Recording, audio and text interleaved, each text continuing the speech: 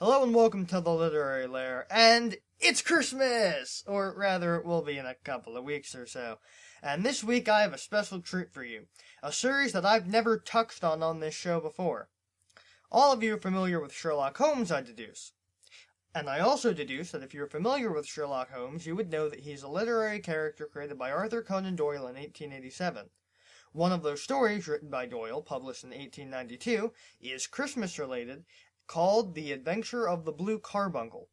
So let's not waste any more time and see if Holmes and Watson can solve this one.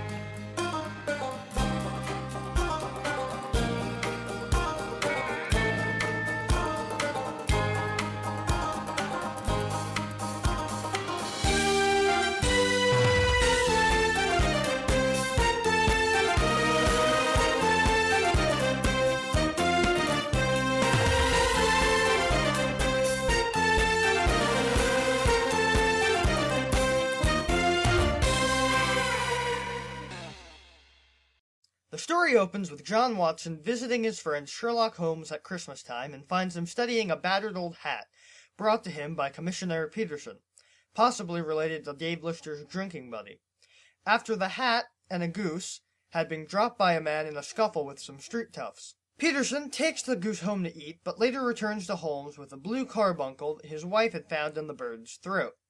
Holmes makes some interesting deductions concerning the owner of the hat from simple observations of its condition, conclusions that are later confirmed when an advertisement for the owner produces the man himself, Henry Baker. Obviously, Holmes cannot resist the mystery, and he and Watson go out across the city to figure out exactly how the jewel, stolen from the Countess of Morcar during her stay at a hotel, wound up in the goose's throat. My guess is that the goose broke into the room at the hotel and took the jewel when it knew it was going to get caught, and then swallowed it, but was swiftly shot before he could finish swallowing. But that's just a theory. Henry Baker shows up to reclaim his hat since Sherlock put an ad in the paper for the lost hat and goose. Sherlock drops hints about how he saved the innards of the goose to see if Baker would react and ask about the jewel, but Baker doesn't react to that, simply saying that he is afraid goose remains are not much use, because he planned to eat the goose, and you can't just eat the innards. He does, however, give Holmes a tip that leads Sherlock in the right direction, at Covent Garden, a shopping centre in the West End. Holmes offers a fresh goose to Baker, who responds with gladness and goes on his way, whereupon Holmes tells Watson that Baker isn't the one who stole the jewel, since he showed that he knew nothing about the carbuncle in the goose's throat. At Covent Garden, a salesman named Breckenridge gets angry with Holmes, complaining about all the people who had pestered him about geese sold recently to the landlord of the Alpha Inn. Man, Black Friday must have been rough for this guy. I kid, but this shows Holmes and Watson that someone else is looking for the jewel. Holmes assumes that he'll have to visit the goose supplier in Brixton, but it proves unnecessary. The other person asking for the goose shows up, a little man named James Ryder, whom Holmes prevails upon to tell the whole sordid story, by first mentioning that Ryder is probably looking for a goose with a black bar on its tail, a remarkable bird that laid an egg after it was dead, referring to the carbuncle. Holmes already knows the answer through deduction, but he has Ryder tell the story anyway. Ryder, believing he was being pursued for the theft, fed the carbuncle to a goose being bred by his sister. He was to have that goose as a gift, but lost track of which one it was. When Ryder cut open the goose and found no gem, he went back to his sister, who had provided the geese to the Alpha Inn, and asked if there was more than one goose with a black bar on its tail. She said there were two, but he was too late. She had already sold it to Breckenridge at Covent Garden. Breckenridge had also already sold the geese to the Alpha Inn, and the other goose with the black bar in its tail had found his way to Henry Baker as his Christmas goose.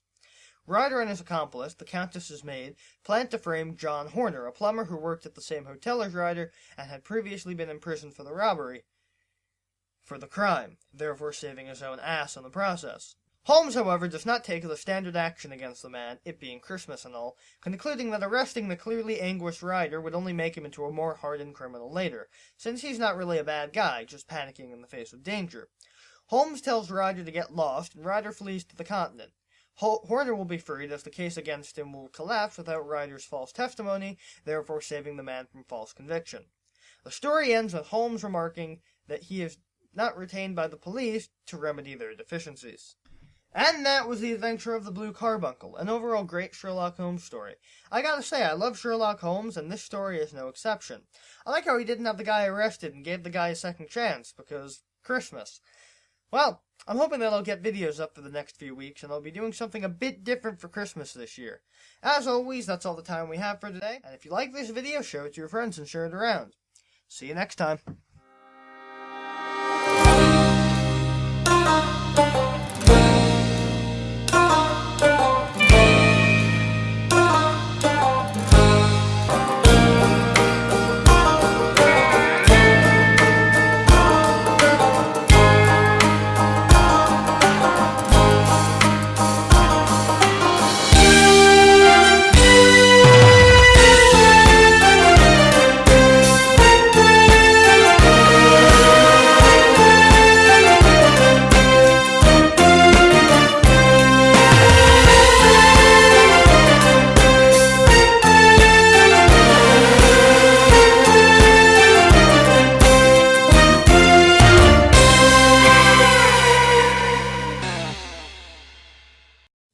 Well, it's time for your yearly tune-up of your cybernetics.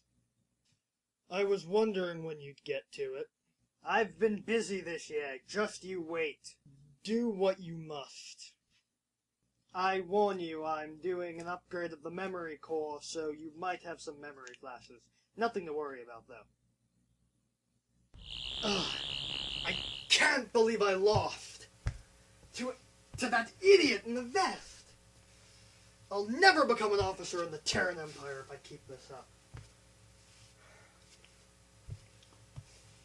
Sigma, activate the teleporter. Prepare to take over another universe. I am afraid I cannot do that, Master. I cannot locate the fault between two dimensions.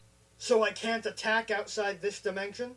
Unless a new fault appears that is created by another dimension, you are unable to transport between dimensions. That's probably just his plan. Halt my progress. No matter, keep scanning for a fault in the universe and be prepared to transport on my command. Soon, I'll be more powerful than ever. Ugh. What's wrong? Painful memory. Keep going, it'll pass. Don't worry, it'll all be over soon. Why are you doing this?